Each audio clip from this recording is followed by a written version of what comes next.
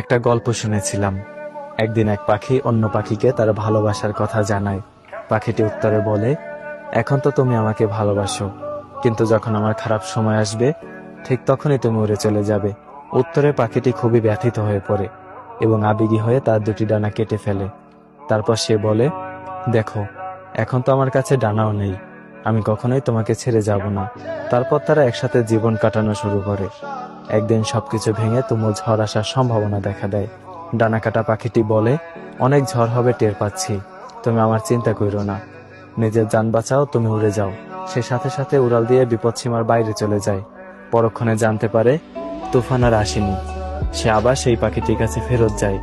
গিয়ে দেখে পাখিটি মারা গেছে, আর তার সাথে একটা চিঠি পায়।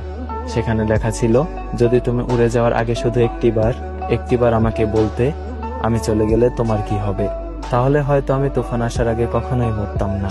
এই পৃথিবীতে এমন কিছু মানুষও ঠিক উড়ে যাওয়া পাখির মতো।